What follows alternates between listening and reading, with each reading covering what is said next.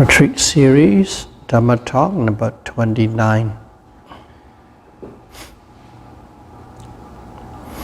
Okay. We were discussing about Bhavana Bala. What does it mean by powerful and strong mental culture means? Okay, we went through in details. First of all, what is bhavana? What is mental development? And secondly, what is bhavana bala? What does it mean by strong and powerful mental development?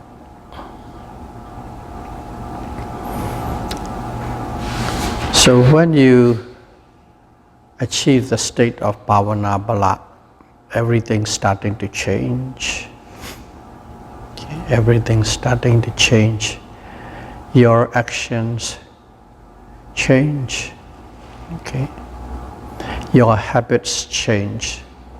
Your attitudes change. Your character change. Everything change.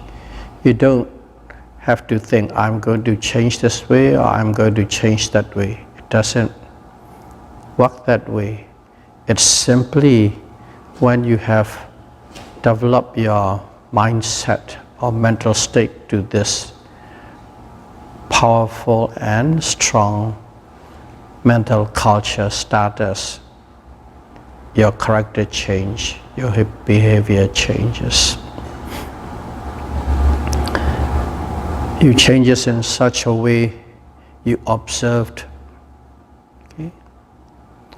Your observation become very powerful. Your observation have no gaps and no breaks. Your observation become quite easy. Okay? You do not miss any objects. One after the other, you are quite aware of it. And one way it changes is you're observing these objects and suddenly you are afraid, you are concerned that you might miss an object. You're afraid that you might miss an object. And because of that, what happened? You even pay more attention.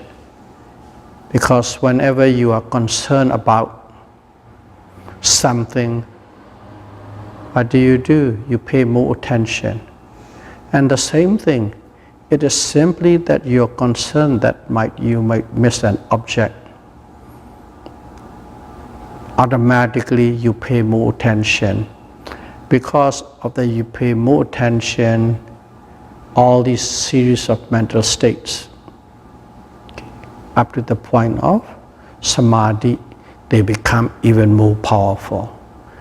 It is more like a snowball effect. And in here, we say that we are afraid or we are concerned that we might miss an object while we are observing. And in a scriptural term, that is called hiri and ottappa. Hiri and ottappa. Okay, by definition, what is hiri? It is ashamed that you might do unwholesome thing. Ashamed of doing unwholesome thing. Ottappa. It's afraid of the consequences if you do that unwholesome thing. That's by definition. Hiri and ottappa.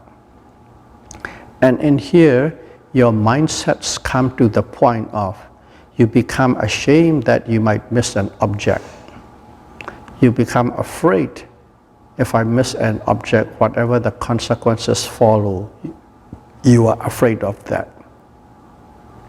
Your mindset simply change.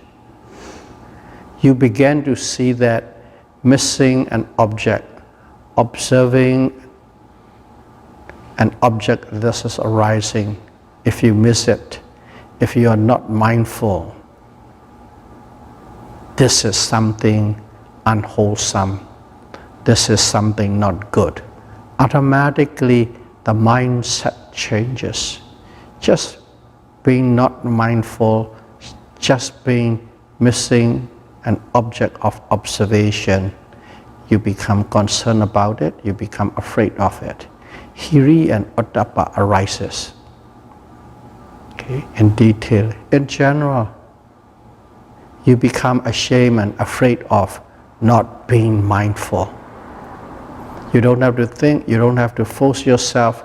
Nobody is trying to play guilt trip on you. You simply feels that way. Hiri and Ottappa.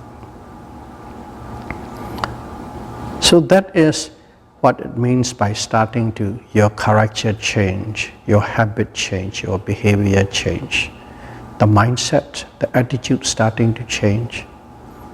And you observe these objects, okay, with great care and attention. Your effort, because of the concern, even effort increased.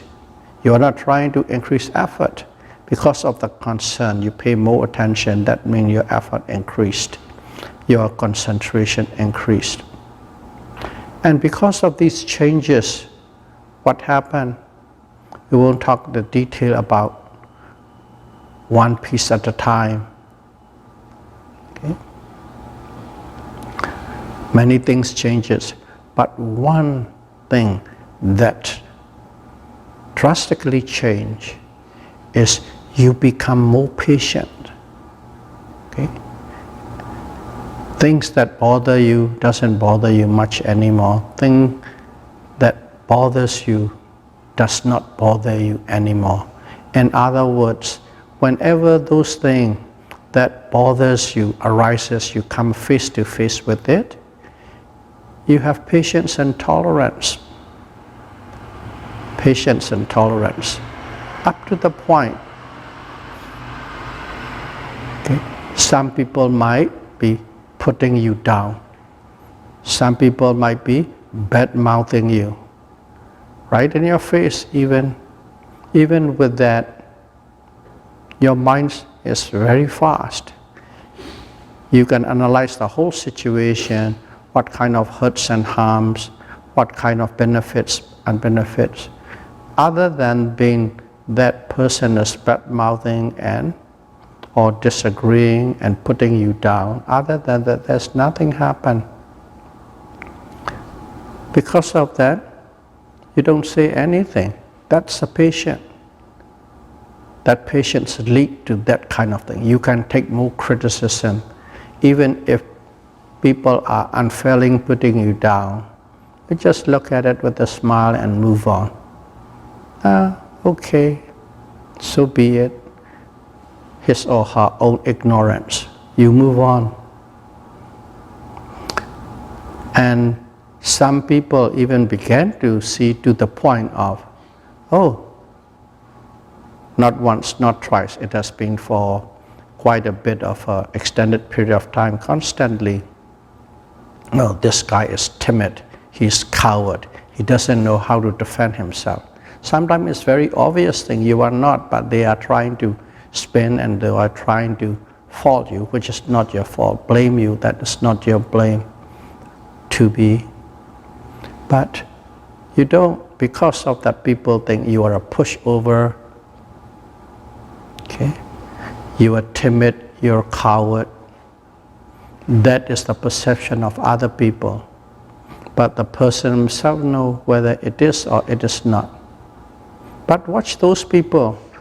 Whenever a situation comes down, if there's a hurt and harm involved, the real hurt and real harm, especially to the environment, to other people involved, you will see they will step in and they will protect and they will realign it. But if it is simply just for the self-fame and name and self-pride, they don't really care. They can put down as much as they want. That's the patience. So as soon as you see patience, another word comes automatically, forgiveness. Forgiveness arises. Without forgiveness, if you are patient, it's just you're biting your tongue. And in here is forgiveness arises, so there is no mental obstacle in that person's mind. That's what it means by changes happen. These are the two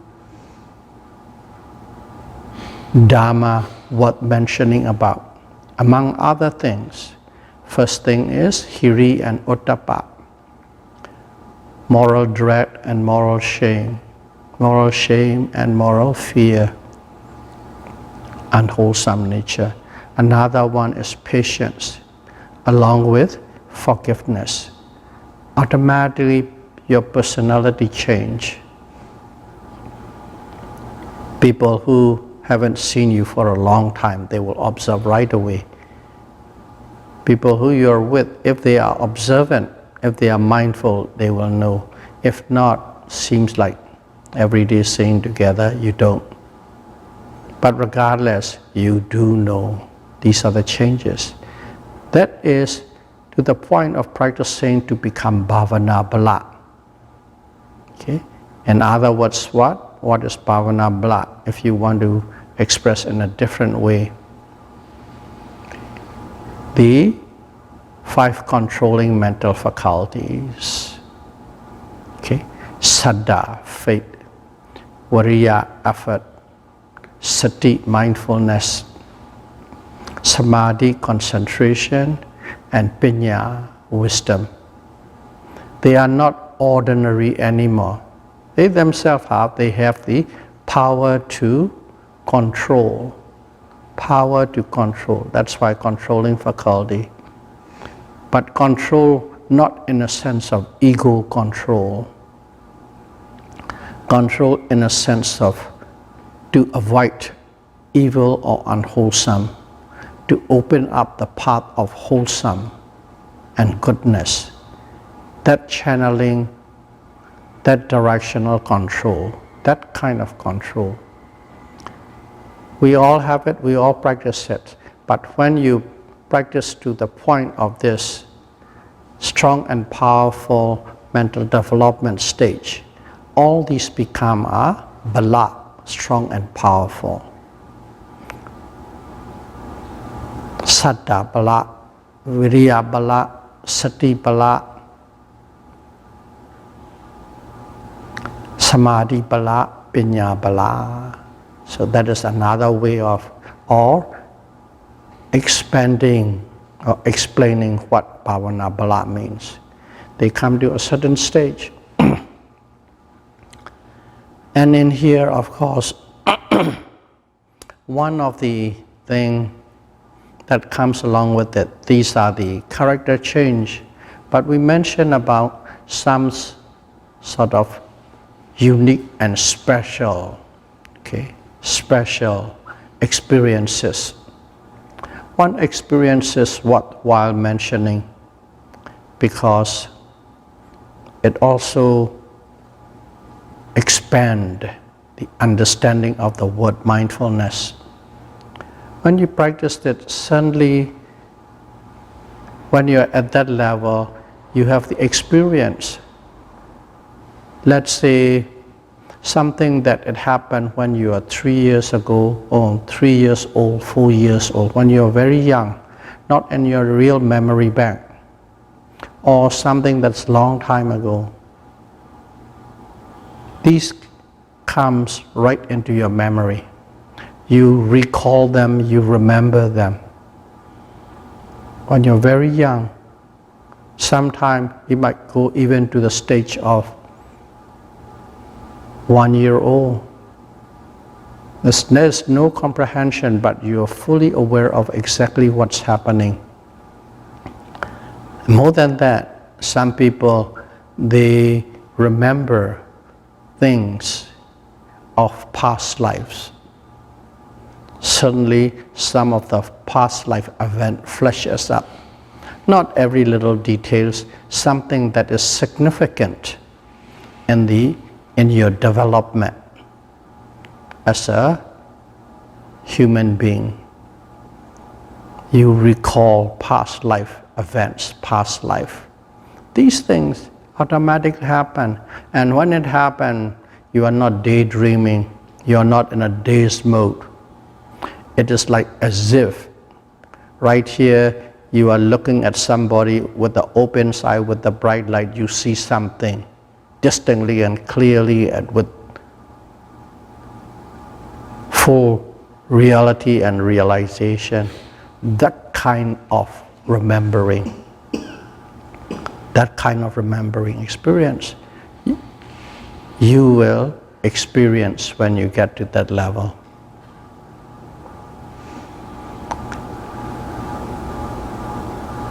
These are the changes, these are the experience.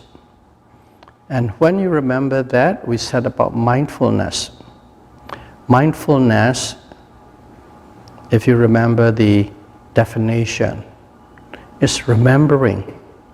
One of the definitions, remembering. And we have explained that before, what remembering means.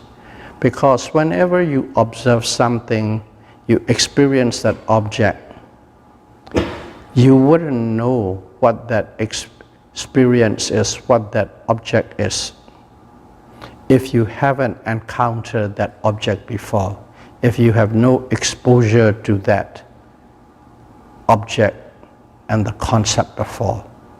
That was the baseline. And now you see, you remember the object. It is not the same object, not remembering what has happened, but you are already familiar with the object. That's mean remembering, that's mean one of the quality of mindfulness, sati. The point we are making is your sati, mindfulness is so strong, you can remember even crossover when you're very young or in other lives, crossover events of lives. To that point, your mindfulness, your remembering power becomes strong. And these are all at Bhavana Bala. And we have already talked about it last week. This is not the end, or this is not near the end. Okay, we are always talking about Nibbana as a goal objective, talking about the end of all physical and mental suffering as the goal, the objective. That is the final goal. Okay?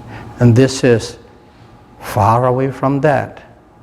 Even far away from that, it is very, very unique and distinct. And this is actually the first significant, important phase of your practice. That's what it is, just the first significant phase of your practice. And the teachers put it in a scriptural term, what phase is.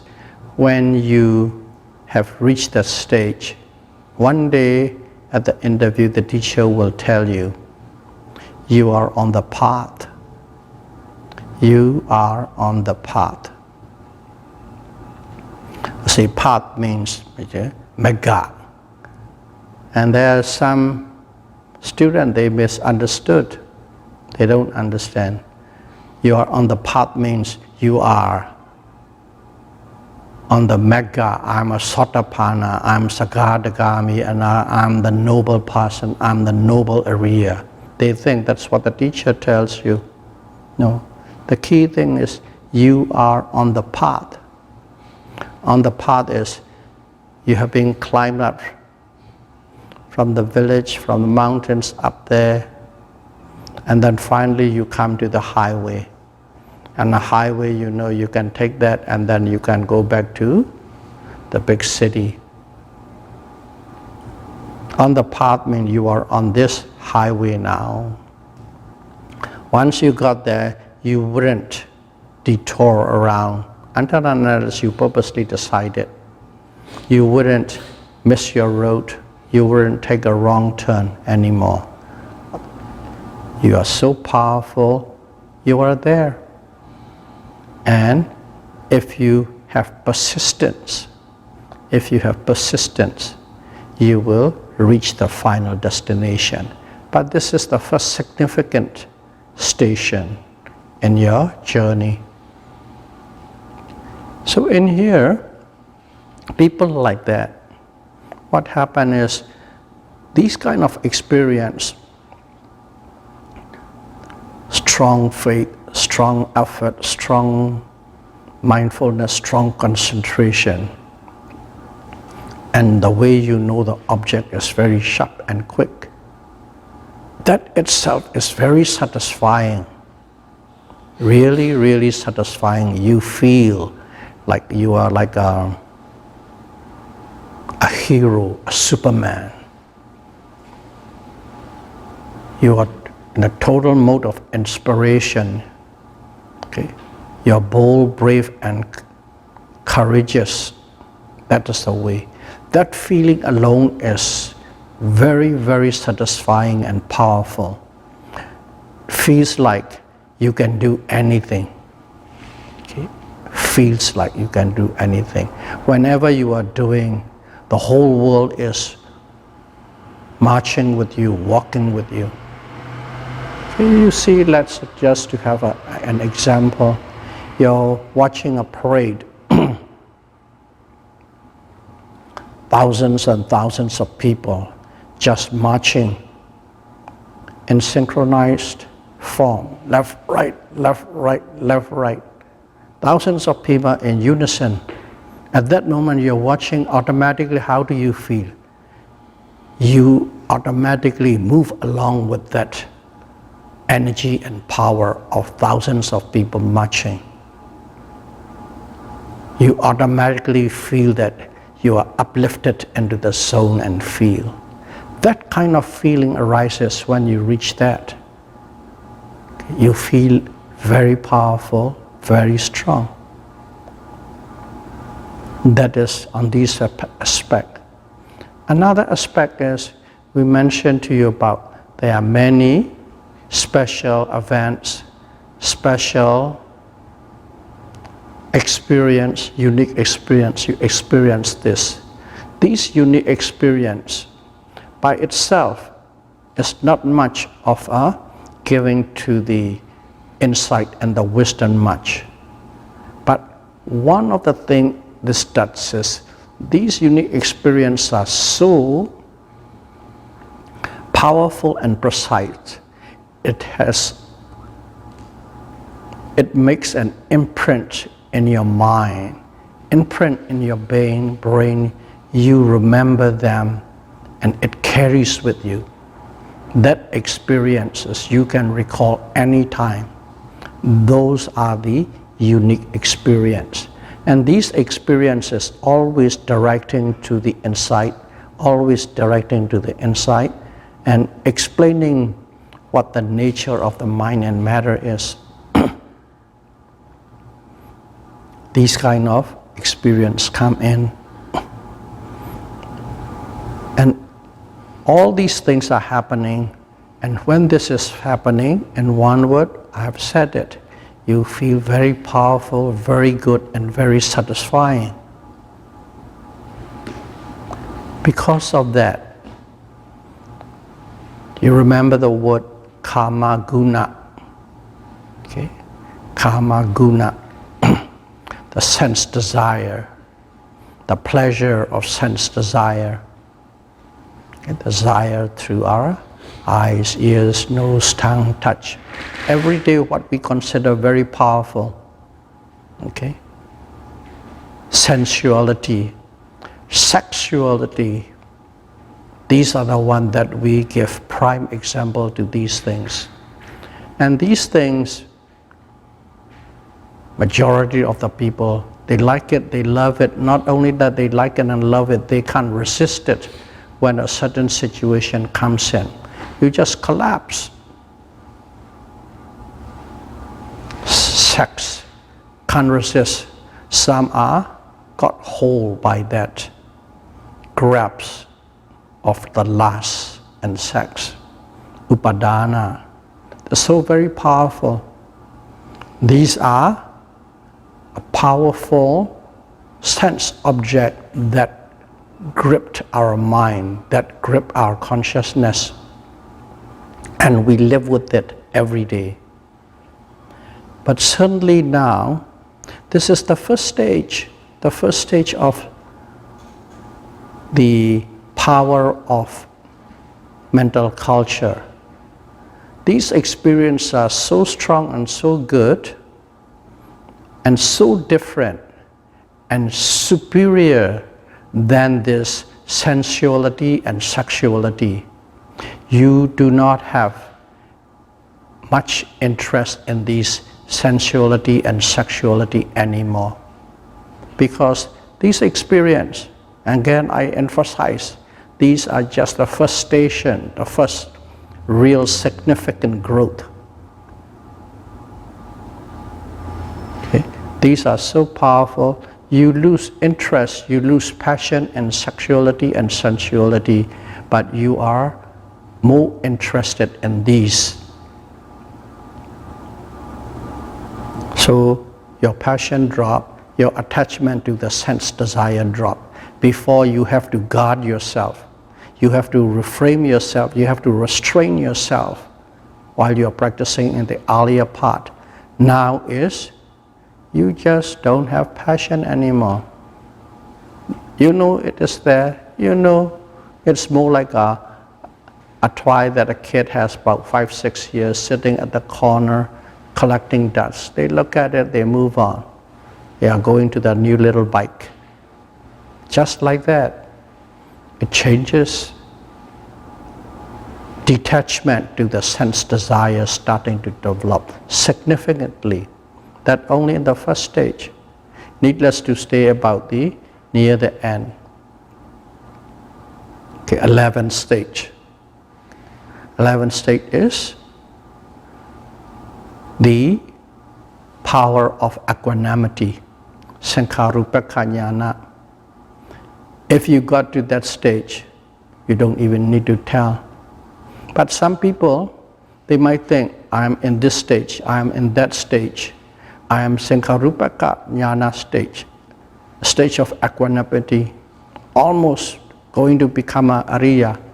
They might have that perception in their mind.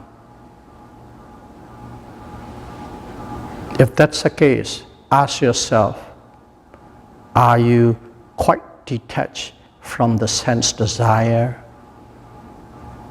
Are you still grappling and struggling with the sense desire? Ask yourself. That will give you the correct answer. Nobody needs to tell you. You will know yourself. That is the power of Bhavana Bala. Those are the changes that is making. So, when you have these things, what happened? What happened is your sati, mindfulness. Mindfulness is very sharp. Okay? What does it mean by sharp is you do not miss any object. You see one object after the other, one object after the other, continuously, okay? with clarity. You don't miss anything. And then, just like when you say sharp mean, not like normal mindfulness, we are all mindful. But this mindfulness is, to give an example, is, yes, let's say you are standing and gazing at the ocean, quiet so, and somebody come from behind, take a little blade of grass and touch your neck. You know the sensitivity of that situation. You distinctly know, sharply know the touch of the grass blade on your neck. That kind of sharpness of mindfulness, that kind of mindfulness develop on every object that you are observing. not a normal mindfulness anymore. It is the powerful, powerful mindfulness, sati. And you know singularly, you know collectively, you know manys in all aspects. And then when you are aware of these objects too, what happens is you know them in their own nature. What does it mean by in their own nature is everything you look at it, you see everything with the view of nama and rupa. You are not in a confused state.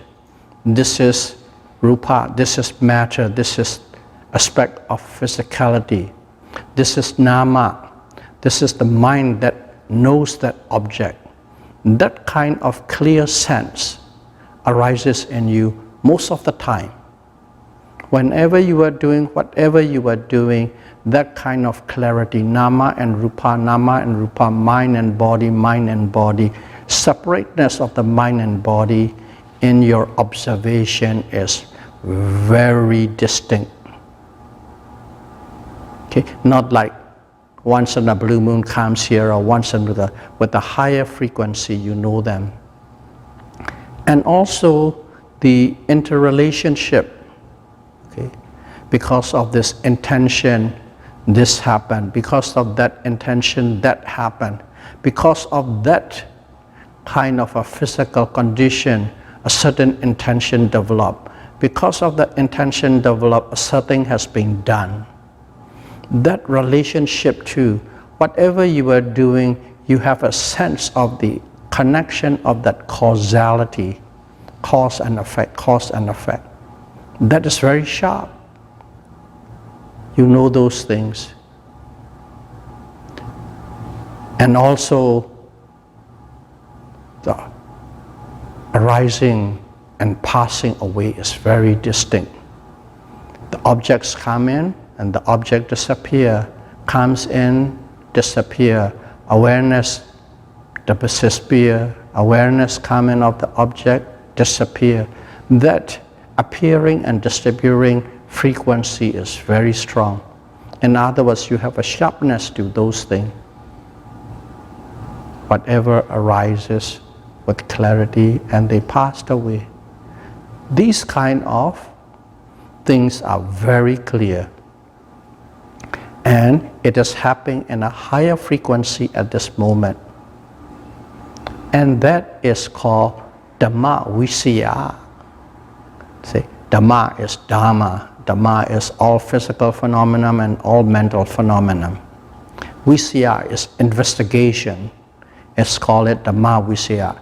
Investigation of all physical phenomenon and mental phenomenon are very strong. The first one is very strong mindfulness sati. Second one is Dhamma Visaya, very strong.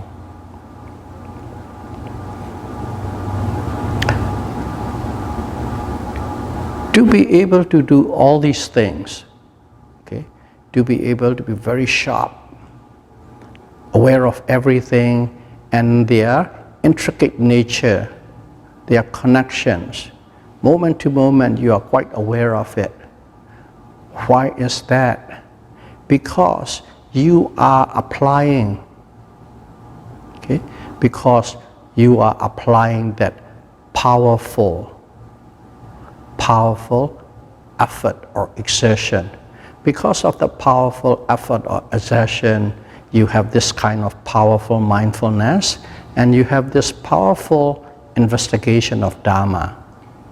So everything always go back to that effort or exertion, powerful effort or exertion. That is the main primary driving engine. You have these things.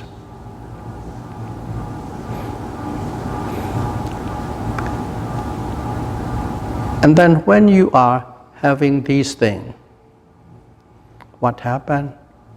What happened is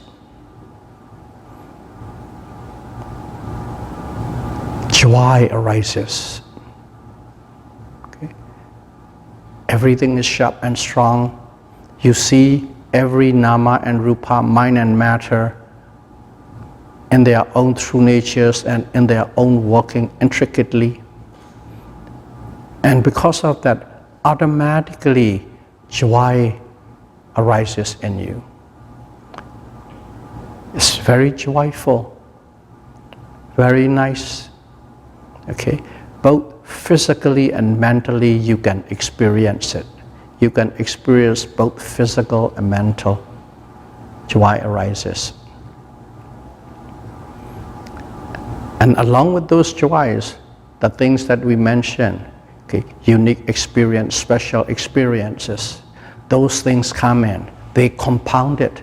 They are a part of this joyful experience. Your body is very light. You feel like you're floating in the air. You have no stress, no strain in your body. Everything seems to be just exactly perfect.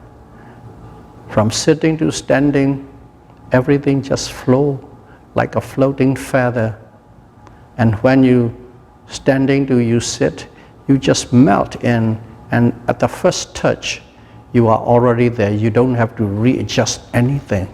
Everything, every movement is in a perfection, that kind of experience.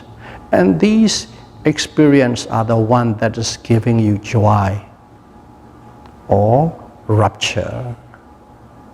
And that is in Pali we call piti. Okay? Piti. These things come in. And after these things come in, of course, you're observing, you don't miss a beat, keep on observing, and then suddenly these joys and rapture, they are far superior than the sensuality and sexuality. But still, we call it, this is the gross, a gross nature of experience. And that physical, mental joys and rapture starting to subside.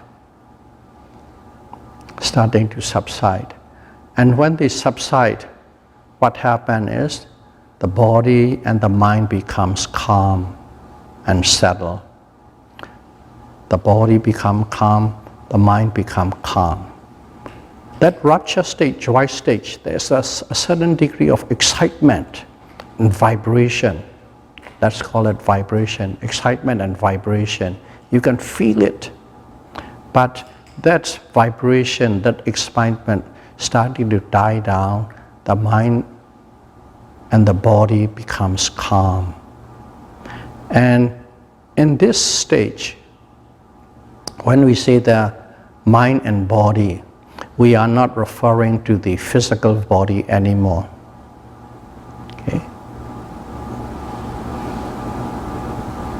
The body means the mental body.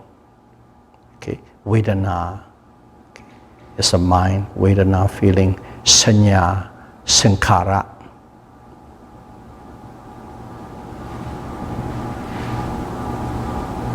In other words, all the mental states. That collective mental state is called the body, the mental body, not the physical body. And the mind is the consciousness itself. The mental factors become calm, and the consciousness or vijnana becomes calm, quiet and still. And that experience is called in Pali passaddhi, tranquility. Tranquility is superior than the joy you experience. The joy is grosser compared to tranquility. Tranquility is very subtle. You just sink in. When you got to the states of this tranquility, you see, everything seems to be quiet. There is no vibration, there's no movement. In the mind, and if the mind is very quiet and tranquil, you can tell the body will not make a twitch, because you already understood the relationship between mind and body. The body functions according to the mindset. The minds become calm, and that is tranquility or passaddhi.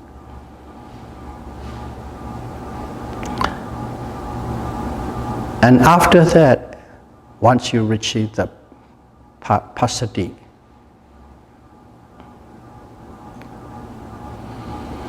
the minds go deeper and deeper. It stays in the object. Okay? So quiet, it can be with every object, but without rushing, without in a hurry, without grappling, without putting effort, exerting effort. You just go in.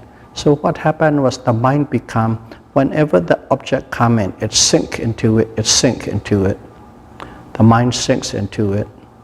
When the mind sinks into that, what happened is the mind is become still, quiet,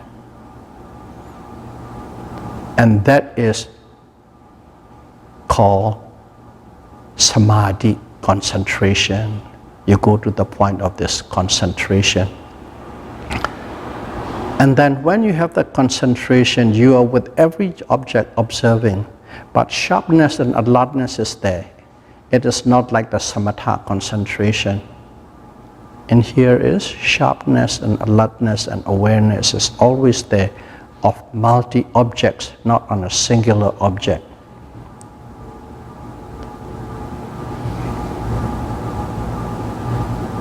And that is samadhi, concentration. Stage by stage, if you look at it, what is the first one? Mindfulness. And then with the mindfulness you are investigating the Dhamma. And because of these experiences, piti, rapture, arises. And after the piti, what arises? Tranquility arises. Tranquility based, and you go into concentration. At the point of concentration, nothing disturbs you. Nothing means, what are the things that disturb us? Very simple. Mental defilements. Lobha, dosa and moha. Greed, anger and delusion. That's the one that is always disturbing and rocking and creating chaos in the mind. At the point of samadhi, they are not there. They cannot disturb the mind anymore. Samadhi. And then when the samadhi goes in, eventually the mind comes to a state of balance. The mind comes to a state of balance.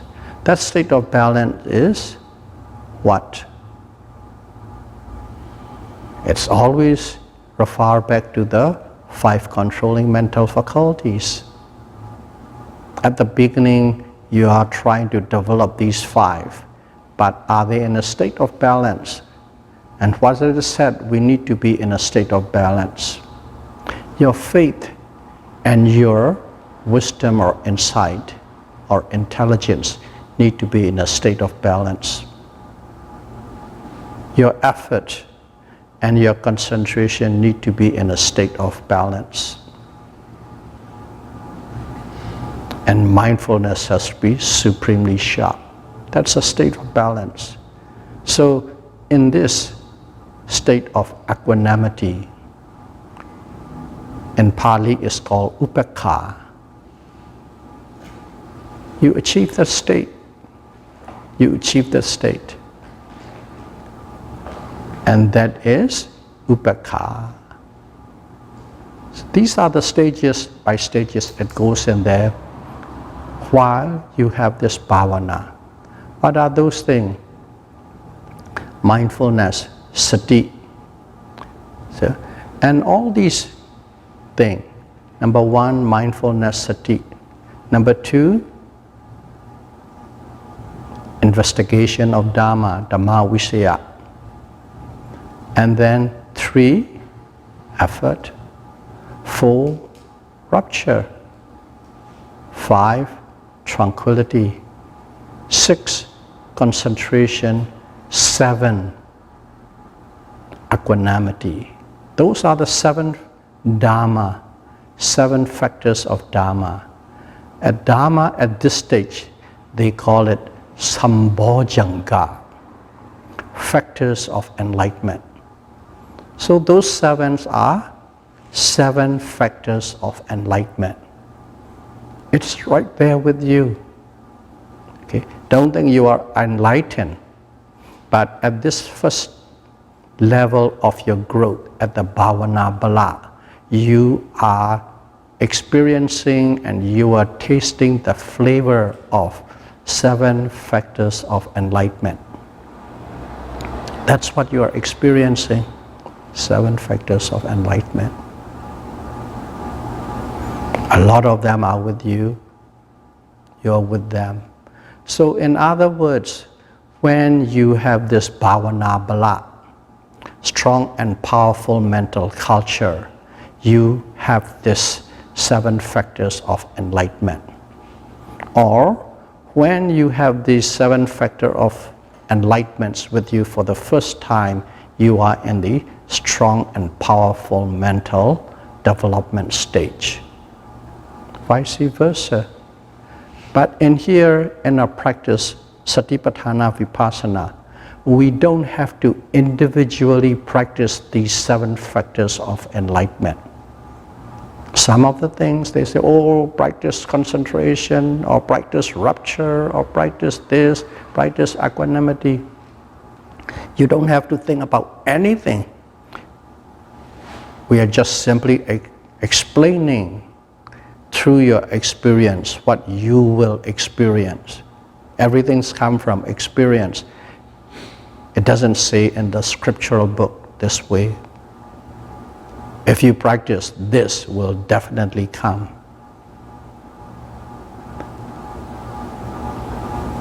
What you need to do is simply practice full foundation of mindfulness.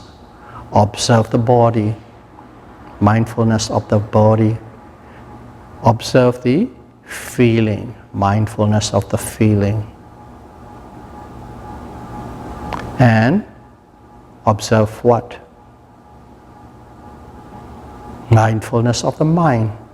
Observe the minds. And then mindfulness of the Dhamma.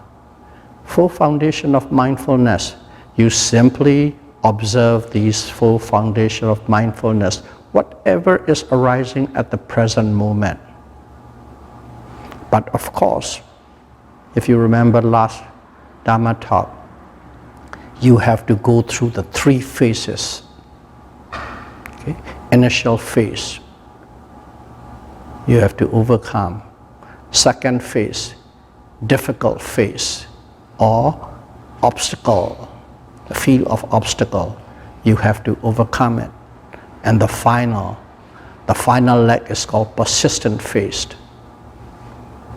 If you're running a marathon, 32 miles, the last miles you are just barely hanging in. The only one that reached the goal is the one with persistent effort, with conviction and persistent effort, reach the goal. You have to pass these three phases. To put in a term that we hear so often, you have to apply three levels of effort: initial effort, boosting effort, and liberating effort. Use any words you like, whichever works with you. And when you apply that kind of exertion to your observation of full foundation of mindfulness, and when you reach the powerful state of mental development, you have these seven factors of enlightenment. It is beautiful flavor, nice to experience. A connection of the mental development and factors of enlightenment. One and the same, they are not exactly the same, but you practice, you will know. So may all of you be able to practice full foundation of mindfulness with ardent effort, and may you be able to experience the flavor of the 7 factors of enlightenment as soon as possible. Sadhu, sadhu, sadhu. Buddham pujemi.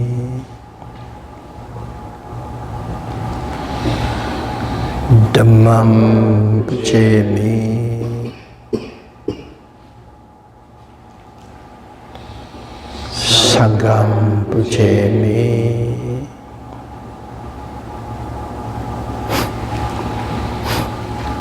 Thank you very much.